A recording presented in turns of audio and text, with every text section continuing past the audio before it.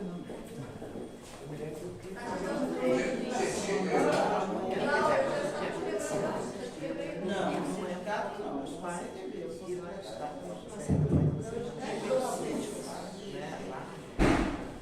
noite a todos.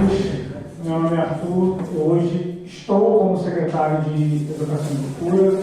Quero, antes de tudo, agradecer a presença de todos.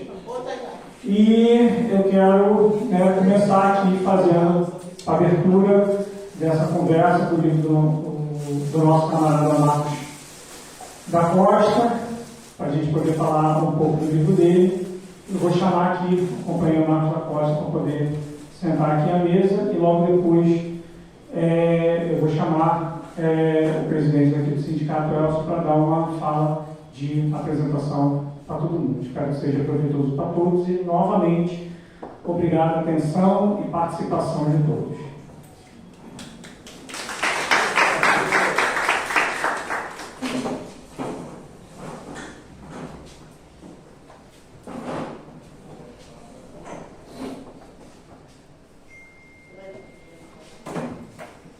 Trouxe a minha colinha. Vamos ver se vai dar certo, né? Então, em primeiro lugar, agradecer. Aliás, antes de agradecer, tá? Uma primeira confissão. Eu já ajudei a organizar diversos lançamentos de livros, inclusive até já coordenei eu próprio alguns lançamentos, mas esse é o primeiro lançamento que eu faço de algum livro meu. Então, de antemão, vou pedir desculpa aí pelas falhas, tá? E como eu coloquei alguns dos autógrafos, o caminho se faz ao caminhar, tá? Então, com o tempo a gente vai acertando. Ó, cara, então... Chegou, acabou rápido. Então, em segundo lugar, gostaria muito de agradecer a todos e a todos que estão aqui presentes, a diretoria do Sindicato dos Professores, a qual eu agradeço, né, na figura da Escola do Professor, não só pelos demais eventos da escola, mas pela forma carinhosa com a qual acolheu, né, esse projeto nosso.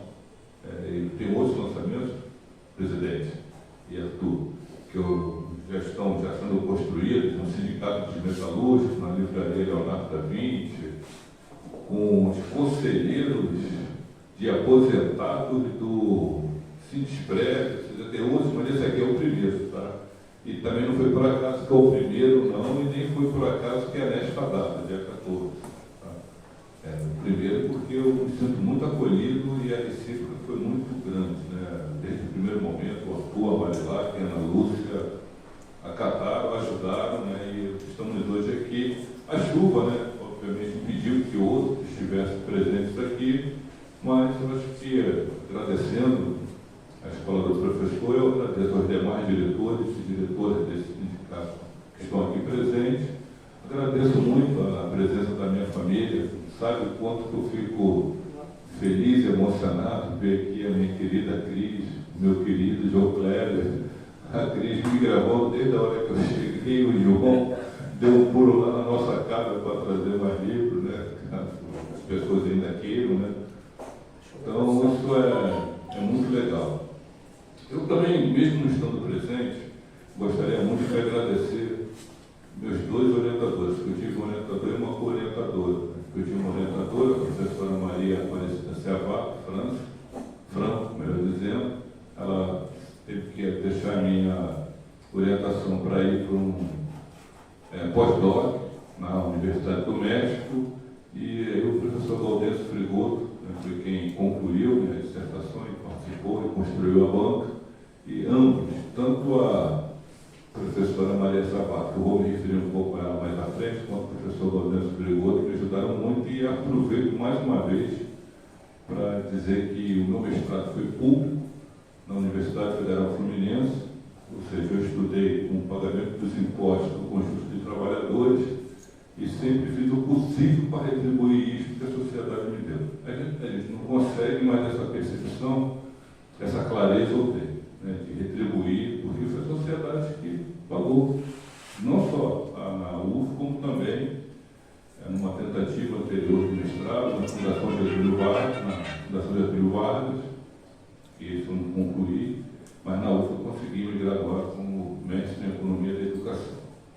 Dito isso, gente, uma primeira curiosidade, tá?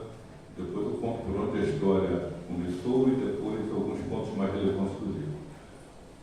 Esse livro, Reestruturação Produtiva e Formação de Trabalhadores, é o segundo, por incrível que pareça, de uma trilogia, ou seja, tem 3 dissertações de mestrado que tratam do período que vai de 1985 até os anos 2000 do Colégio Metalúrgico. Interessante, né? Pode ser uma casualidade, uma coincidência. Isso, sei lá, em algum momento vamos tentar identificar, descobrir por quê, mas tem. Tem 3 dissertações de mestrado, todas 3 na Universidade Federal Fluminense, tratando sobre o Colégio Metalúrgico. Como os nomes são enormes, e às vezes nem da minha própria dissertação eu consigo lembrar, eu vou ler aqui para vocês o nome, ou o título, melhor dizendo, das 2 outras dissertações. É o da professora Lia Tiriba, que talvez até venha, ou a convidei, ela falou que viria, mas com essa chuva foi mais complicado. E o da professora Lia Tiriba é o seguinte: trabalho e educação da classe operária, a perspectiva política do Sindicato dos Metalúrgicos, em 1988, foi quando ela escreveu essa dissertação. E tem a do professor Paulo Bretas, que está aqui presente. Muito obrigado, Paulo, pela presença, cujo nome é maior do que o da Lia, no título, melhor dizendo. A formação da classe operária na era da empregabilidade.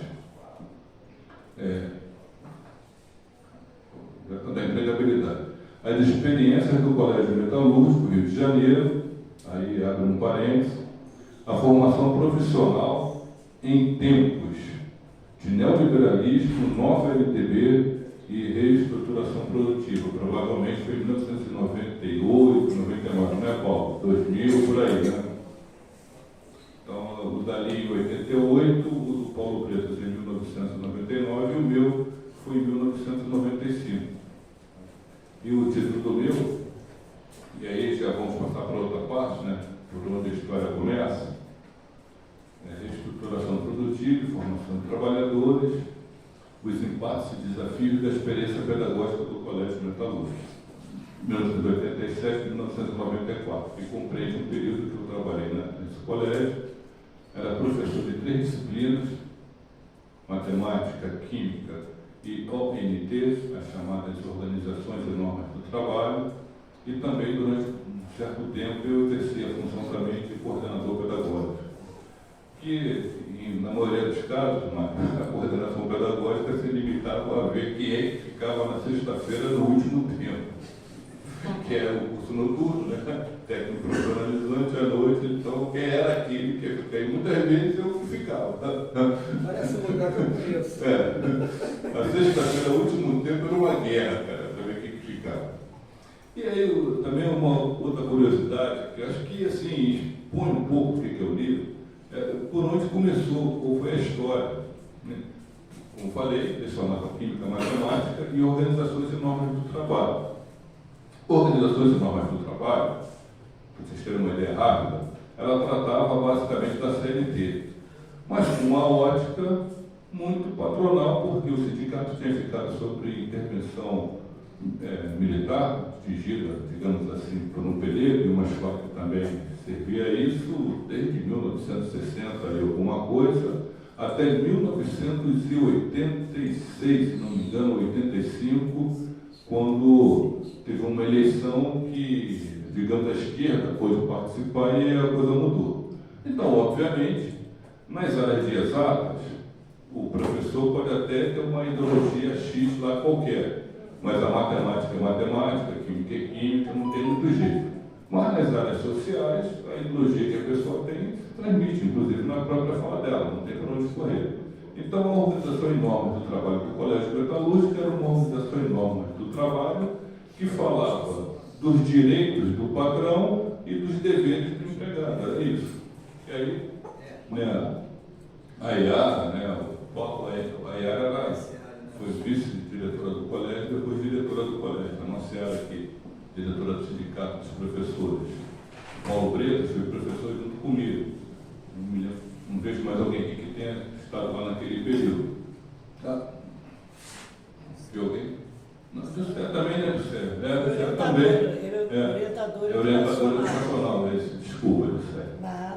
a gente discutiu e viu que aquela organização de normas de trabalho não se encaixava, porque o lema do colégio era uma escola que defende os interesses dos trabalhadores. Aí resolvemos fazer, né?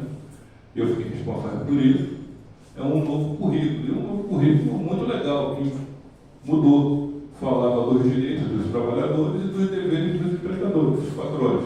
Né? E a gente ficava feliz da vida. Aí, dando um belo dia, não me lembro qual foi o ano, mas isso foi provavelmente no final de 1990, 1991, por aí, assim, todo empolgado, dando aula. Aí no meio de aí no meio da aula, um aluno me pergunta: professor, o que é just in time? Aí depois o outro: professor, o que é Kanban? Óbvio, né? Eu não tinha noção nenhuma do que significava aquilo. Just in time, Kanban, nenhuma. E não tinha Google para pesquisar. Né? E não tinha Google naquela época, exatamente, não tinha Google. Aí eu, aquela resposta clássica, eu vou ver, né? E depois respondo. E de fato, não, eu fui ver e respondi. Quando eu falava isso, eu ia ver e respondi. Eu fui ver e respondi. O que era sentando, o que era Kanban. E como vocês veem, está na capa. E a história começa aí, na pergunta dos meus alunos, né? Posso chamar assim, à noite, alguns dos alunos, ou a maioria dos alunos, a José sabe disso, a Era sabe disso, naquela época, eles eram mais velhos do que a gente, nós éramos mais novos, iam para lá estudar no colégio metalúrgico, porque precisavam, né, do CREA, né, do Conselho Regional, né, de Engenharia e Arquitetura, para dar continuidade aos seus estudos e ascender, inclusive, nas suas profissões. E eles chegaram com essa novidade: o que é Kanban, o que é just in time, né? Rapidamente, né, o Carlos estava até falando um pouco antes, eu ia falar sobre isso. Kanban é em tempo real. O Kanban não, just in time, é em tempo real. O Kanban é a logística que viabiliza esse tempo real. Porque, e é isso que a gente busca trabalhar no livro, são assim, as faces que já se amostram da reestruturação produtiva que vinha se consolidando e se exercendo naquela época. Assim, acho que muitos de nós já ouviu falar no Fordismo e Taylorismo. Do final, melhor, início, né, do século XIX. Não, final do século XIX e início do século XX. O Fordismo e Taylorismo, que era caracterizado, né, por uma indústria, uma grande indústria, por produção em massa, por estoques e, inclusive, por vilas operárias. Inclusive por vilas operárias. Inclusive também por identidade operárias. Essa era uma característica do Fordismo, que produzia em larga escala para atender ao mercado de massa. Portanto, tinha estoque, mas também concentrava muito o conjunto dos trabalhadores. O Taylorismo vinha, o seu acréscimo era o controle do trabalho e o tempo, o cronômetro. Inclusive tem um autor do trabalho no livro, Benjamin Coriati, que vai falar sobre isso, né? Não tem só ele, tem outros que falam sobre isso, Foucault também fala sobre isso, mas eu trabalhei com Benjamin Coriati, no livro Pensar ao Avesso, né? Que faz essa crítica do Fordismo. E o Fordismo, o Taylorismo foi que mudou, né, o capitalismo assim, mais contemporâneo, mais moderno, mais dos nossos tempos. E impulsionado, né, porque no final do século XIX, início do século XX, há uma profunda revolução da base técnica do trabalho, uma profunda revolução tecnológica, com o incremento da energia, por exemplo, e do aço. Isso muda completamente. É nesse período que o capital vai ganhar uma característica que se chama que é ser endógeno. Endógeno é porque ele consegue superar naquele período todas as outras formas de produção pretéritas, ou seja, anteriores a ele. Ele subordina de uma tal maneira, inclusive levando ao imperialismo, coisa que não está em debate aqui. Mas a feição endógena do capital se coloca naquela época através da implantação e instalação Fordismo e Taylorismo. Só que, né, a ciência e a tecnologia avançam, a sociedade também avança. E as revoluções científico-tecnológicas, elas vão ficando cada vez mais curtas. Isso não é o debate aqui do livro, mas se a gente for perceber, cada vez mais diminui o tempo em que se dá grandes transformações na tecnologia, ou impulsionadas, né, pela tecnologia. E nós chegamos, a partir daí, nos anos 50, aproximadamente, com um processo que ocorre no Japão, mas depois ocorre preliminarmente, ou seja, como laboratório no Japão, mas que depois se estende pelo mundo, que é a extensão do toyotismo. Porque já pensa uma nova sociedade e já, não vou me arriscar nessa coisa não, já pensa uma nova sociedade e já pensa também a produção de uma forma diferente. Para esse novo pensamento, para esse novo modelo de sociedade, não cabia mais a grande empresa fordista, não cabia mais a produção em massa, não cabia mais o estoque. Esse livro mesmo aqui, se alguém quiser, pode encomendar um. Se alguém quiser. Se alguém quiser, pode encomendar 100, ou pode encomendar 200. Vai produzir 200, 100 ou 1, de acordo com o pedido do cliente. Então, isso assim, em certo sentido, mostra um pouco o que é o just-in-time, em tempo certo, a quantidade certa em tempo certo. E até dizem, né, com a qualidade certa. Isso aí já é uma outra história. E o Kanban é a logística que vai garantir isso. Então, conta aí, também está na capa do livro, é que um belo dia, uma das empresas de Henry Ford, de onde vem o Fordismo, um operário chegou para ele, para a equipe dele, dizendo que tinha achado uma solução interessante para um certo problema que eles tinham lá.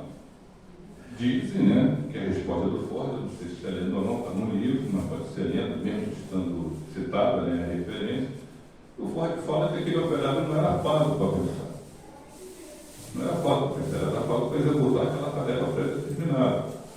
No toyotismo, não quer dizer que busque, né, garantir, né, que os operários pensem, mas quer que os trabalhadores pensem para extrair aquele pensamento e implementar no seu processo produtivo. Então, você é legal para pensar, está aí para lembrar a questão do Fordismo terrorismo. E com essa extensão desse novo modelo de produção, como já falei, né, que não tem mais estoque, que é em tempo certo ou em tempo real, e tem uma logística para garantir isso,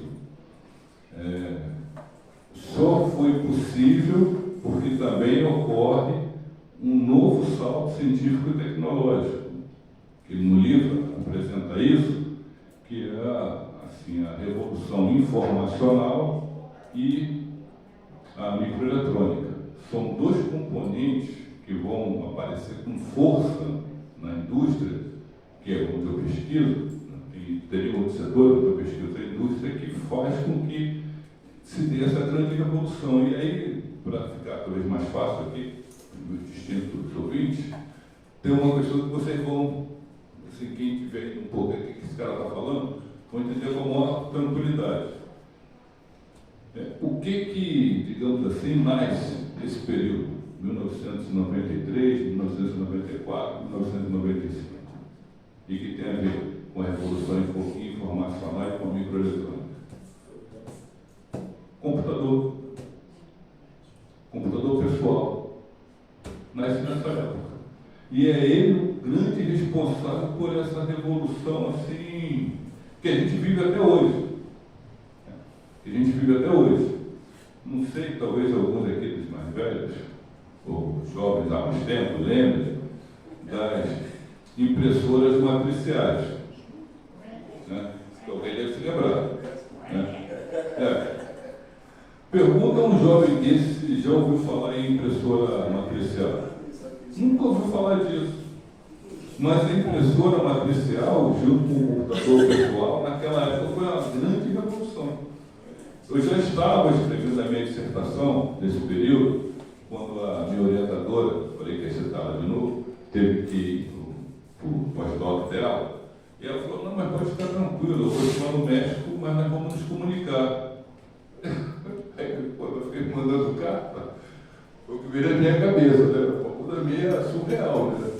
Não, eu vou te passar meu endereço de e-mail, você pode falar comigo. Cara, que é isso? Cara, é e-mail, você tem que comer, é de beber, porque igualzinho o Zé Paulo aqui, cara. Nunca tinha ouvido falar essa palavra e-mail. Eu já estava discutindo com o pessoal na turma essa nova tecnologia, mas esta palavra e-mail eu nunca tinha ouvido falar. Nunca tinha ouvido falar. Então, assim, e isso eu estou chamando a atenção para mostrar o nível, né, a profundidade com que se deu essa transformação na base técnica dos processos de produção. Mas não foi só isso. Uma outra grande mudança que se teve, e aí de respeito a se o trabalhador tinha que pensar ou não, se era fácil para pensar ou não, foi nos métodos de gestão e de racionalização do trabalho. Isso dá uma excelente discussão. Alguns autores do campo da esquerda, que estão debatendo até hoje o porquê do fim da União Soviética, localizam como um dos elementos exatamente a União Soviética não ter conseguido dar este passo nos processos de gestão e de racionalização dos processos de trabalho. Porque uma coisa é o sistema como um todo, uma outra coisa são as indústrias, empresas ou índices econômicos que estão nesse como um todo e que tem que também dar seu salto tecnológico para garantir sua produtividade. Mas isso aí é só um parênteses, um preâmbulo. Voltando aqui, nós estamos falando dessa época que começa a surgir. Hoje, não quer dizer que não existam, mas não são mais novidades. Mas nessa época era novidade os centros de controle de qualidade, só alguns, os 5S, que eram os 5 centros, centro de economia, centro de limpeza, centro de organização, e tinha os outros, que eu não me lembro aqui agora de cabeça, mas tinha os 5S.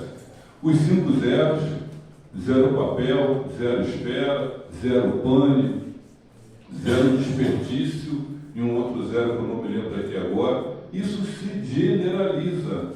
As ilhas e as células de produção, mas qual era a novidade nisso aí, que parece que é uma coisa assim, um tanto banal? Não era, porque nas unidades da indústria em especial, mas não só na indústria, se tinha as células de produção, se tinha uma produtividade.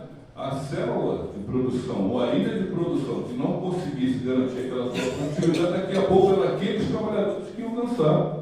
Na pesquisa nós fizemos nessa época, os trabalhadores diziam, apavorados com isso. Era uma competição que as empresas e o capital estabeleciam dos trabalhadores de modo a absorver o máximo da consciência e do saber daqueles trabalhadores.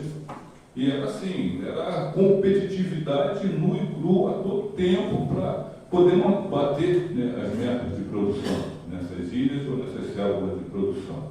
Então foram dois movimentos que aconteceram simultaneamente, mudança na base técnica dos processos de trabalho, com a introdução do computador, principalmente, mas não só do computador, mas foi o computador que fez, porque naquela época, uma empresa que eu pesquisei, o Staleremark, quando eu fui fazer a pesquisa, passei na sala dos desenhistas enormes, tinha o Elson lá, 20 pranchas, daquelas pranchas que nós temos aqui, do terceiro andar, na escola do professor, maior, inclusive, 20 pranchas por desenhistas, ou seja, 20 desenhistas. Alguns anos depois, chega a notícia de que só tinham 1 ou 2 desenhistas, não tinham mais aquelas pranchas, o que tinha lá agora era um CAD-CAM. Cômputo, a ideia de design, para cômputo, a ideia de manufatura, ou seja, o desenho já seria direto para a manufatura, a peça. O Raimundo está aqui. E assim, 20 desenhistas viraram 2 operadores de CAD-CAM, que talvez nem conhecessem nada de desenho, mas conheciam alguma coisa de tecnologia. O Carlão pode falar dos bancários recentemente, né, Carlão? Mandou 2.000 gerentes, né? Demitiu 2.000 e poucos gerentes e contratou 200 ou 100. O Carlão pode falar sobre isso. Pessoas da tecnologia de informação. Isso foi recente, foi ano passado ou ano retrasado. Então, foi profundo. Bem, para ir caminhando, né, para o fim, é esse período que a dissertação busca estudar dentro do contexto do colégio metalúrgico, que é a outra parte, né, da história, né? que é também interessante, uma escola que defende os interesses dos trabalhadores, que até 1985, datadamente, era dirigida, né, por um diretor que estava sob a orientação do triguismo. A esquerda consegue entrar, mas tem as suas características de esquerda. Um debate que ocorria com uma certa força no Colégio Metalúrgico nessa época, se a escola tinha que ser fechada ou não, porque o setor forte, né, dos trabalhadores, dizia que a educação é dever do Estado. Não está, em tese, errado. A educação é dever do Estado. Mas tinha escola com esse projeto. E tinha também aquela coisa um pouco da juventude, né, de querer abraçar o mundo com as mãos. Nessa época tinha o Conselho das Escolas Operárias e tinham outras escolas mantidas por sindicatos em outros locais. Tinha em Minas Gerais, tinha no Rio Grande do Sul. E a gente se comunicava, né? E tentava criar, ou se manter, fortalecer o Conselho das Escolas Operárias para ver uma iniciativa ou uma novidade na questão de formação dos trabalhadores. Mas, assim, o Colégio Metalúrgico propriamente dito sofria bastante, em especial com... eu tinha uma palavra na época, que eu estou tentando achar agora, com a perversidade do patronato daquela época. O patronato não admitia, e a Raimunda pode confirmar para mim, naquela época, e acho que até hoje, não admitia nem discutir qualquer cláusula social que tratasse de formação e educação dos trabalhadores. Não admitia discutir. Desde uma vez que eu me lembro que a gente fez uma proposta belíssima, né? Inclusive baseada em projetos de educação de outros sindicatos, como o sindicato da época dos urbanitários, né, de Vedação Energia e Sindição, cuja escola, né, em boa medida, naquela época, não sei agora, mas era mantida com verba que os trabalhadores conseguiam nos acordos salariais, né, com o patronato. E quando nós apresentamos a proposta, o patronato, não sei quantos dos sindicatos que os trabalhadores discutiam, os sindicatos patronais, ameaçaram, uma boa parte deles ameaçou deixar a mesa de reuniões se o sindicato dos trabalhadores continuasse assistindo com aquela proposta. E, por outro lado, também, afora essa questão que eu falei, né, do debate entre as forças políticas, se tinha que ter, se o colégio tinha que fechar ou não, porque a educação tinha que ser dever do Estado, também tinha os limites dos próprios trabalhadores de discutir isso. E assim o colégio foi um tanto se arrastando, não conseguia se manter só com as suas mensalidades, chegou a discutir um projeto de se construir um centro público de formação dos trabalhadores. Chegamos a discutir isso, até um projeto, mas a coisa não andou, a coisa se perdeu. E enquanto o colégio ia definhando, por isso os impasses e desafios, na pesquisa que eu fiz com os trabalhadores de diversas empresas, Estaleiro Caneco, Estaleiro MAC, Pedro, Elma,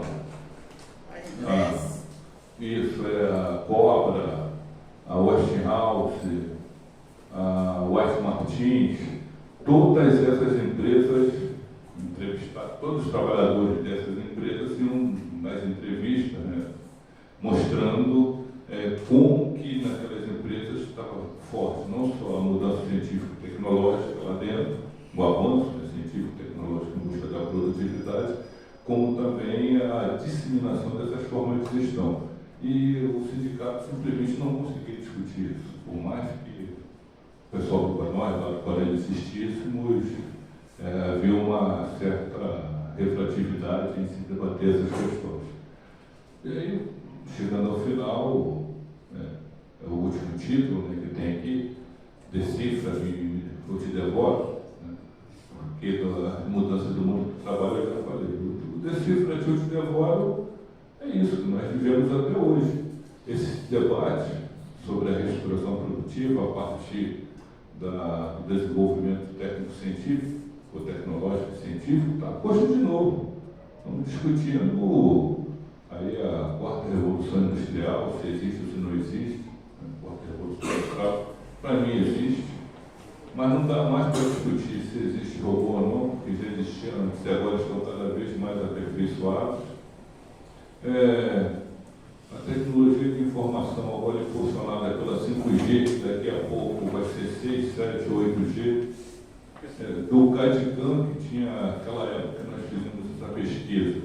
Agora já tem a impressora 3D, daqui a pouco vai ser 4D, se é que já não existe a 4D.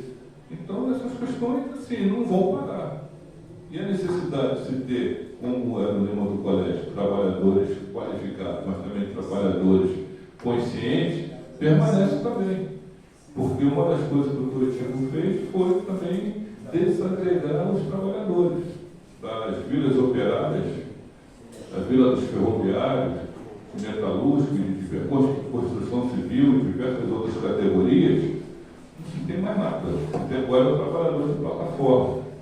O que se tem agora são tentativas que a gente agora está resistindo de se criar uma base comum curricular, uma base nacional curricular comum, aonde as disciplinas que assim, debatam, né, as questões, que elevem a consciência, ou mesmo a capacidade de se raciocinar, sejam eliminadas.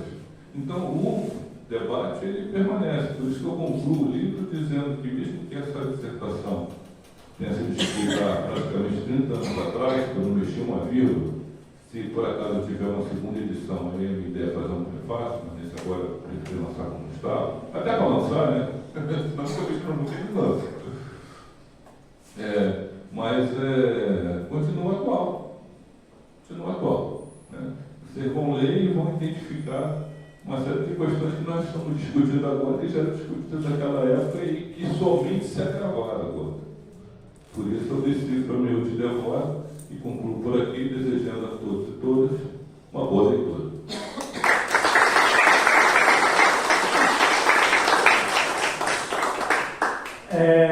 Geralmente, quando tem algum problema, a culpa é da mesa, né? E aí eu tinha me programado de chamar o presidente primeiro, acabei esquecendo, inverti. Quero pedir perdão, mas para não deixar passar, eu só venho aqui dar uma falinha e os livros já chegaram, né? Porque a chuva deu sorte, né? A chuva deu sorte, choveu, a gente ficou preocupado, eu também fiquei preocupado, mas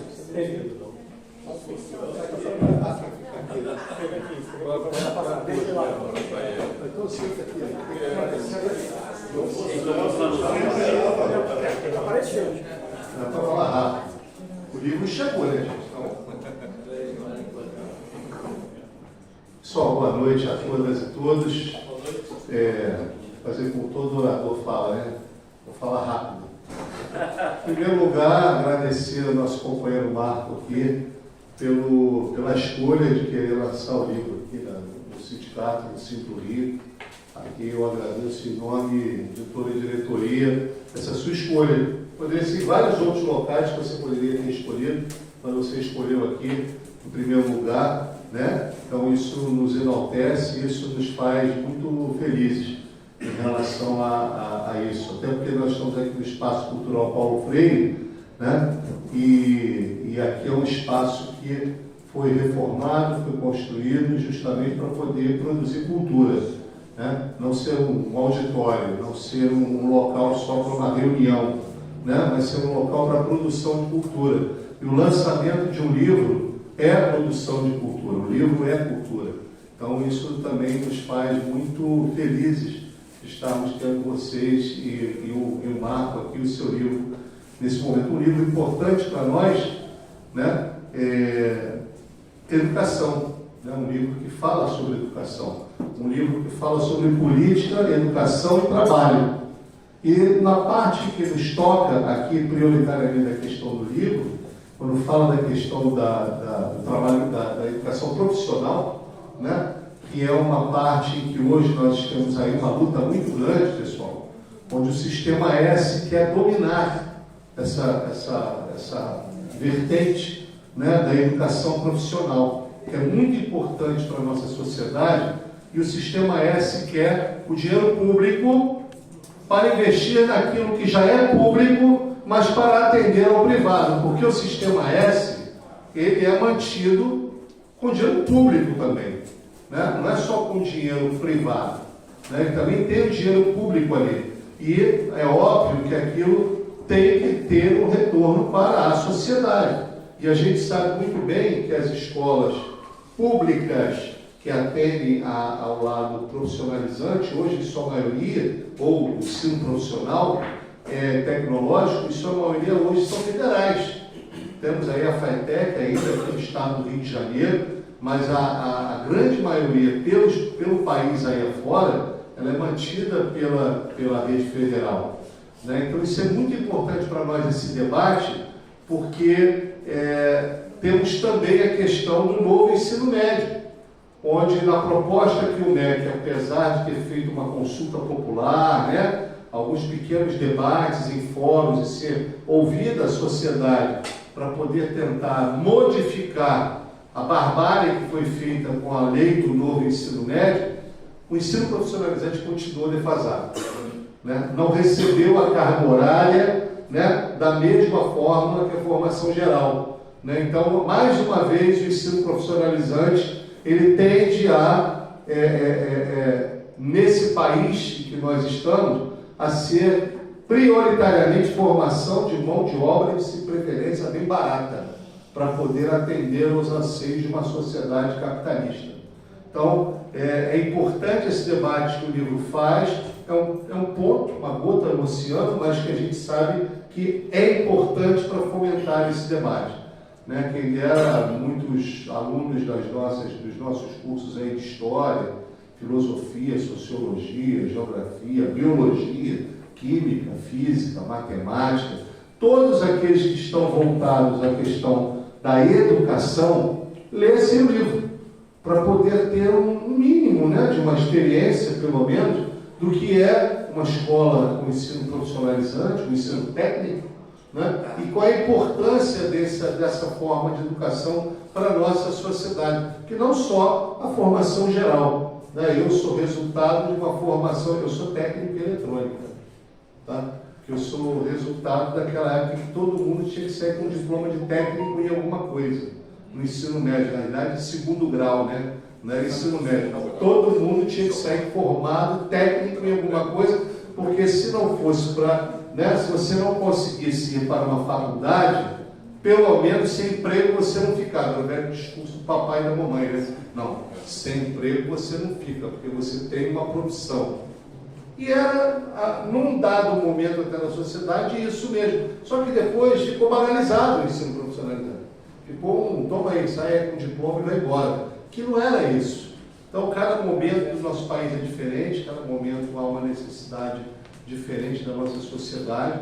Hoje o ensino tecnológico ele é muito importante, né, para todos como uma sociedade geral. E eu entendo que esse debate que é fomentado pelo livro, ele dá esse start para a gente poder trabalhar. Então, eu quero agradecer a todas e a todos que estão aqui presentes, agradecer aqueles que, depois dessa gravação, podem estar vendo essa mídia aí à frente, né, em outros veículos, né, de comunicação, na internet, de uma maneira geral, nas mídias sociais, né? Hoje eu estava falando com os colegas lá na sala lá, em 1996, 97, um dono de escola privada virou para mim e falou assim: Elcio, você tem computador? Eu falei, não. Compra um. Porque se você não tiver um computador, você vai ficar para trás. Cara, depois que eu dei meu jeito, paguei no cartão de crédito, né, vim aqui no edifício ali da Central, meu cunhado sabia mexer em computador, juntou e montou um esqueleto. E eu até consegui fazer uma internet da Mandic, lembra, Márcio? Porra, Mandic, lembra? Cara, eu arrumei emprego, arrumava vários empregos, só de chegar na escola e falar assim: ó, não, eu tenho computador e eu tenho internet. O quê?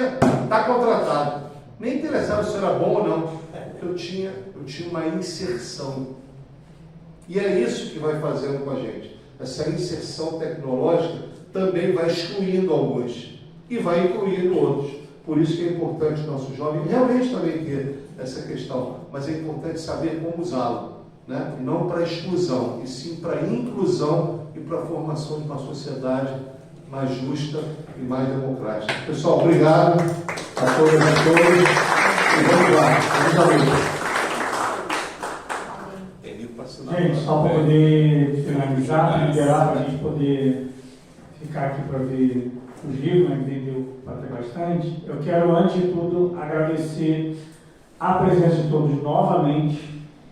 Eu quero lembrar a todo mundo que está aqui, que não conhece a Secretaria de Educação e Cultura e a própria Escola do Professor do Sindicato dos Professores do Município do Rio de Janeiro, nós estamos abertos para poder receber quaisquer outras ideias, divulgações, cursos, palestras, porque a nossa ideia da construção, muito além desse próprio espaço cultural Paulo Freire, mas a nossa escola do professor também tem por questão ampliar o debate, criar mais discussões políticas aqui e trazer formação política a todos. Então, quem quiser conhecer, nós estamos de braços abertos aqui, vocês podem chegar para aqui no sindicato conversar com a gente, para conhecer mais, para a gente poder ampliar muito mais esse debate, porque essa também é a função do sindicato, construir o debate para que a gente consiga levar as nossas ideias, a nossa construção política para a sociedade aí afora. Obrigado a todos.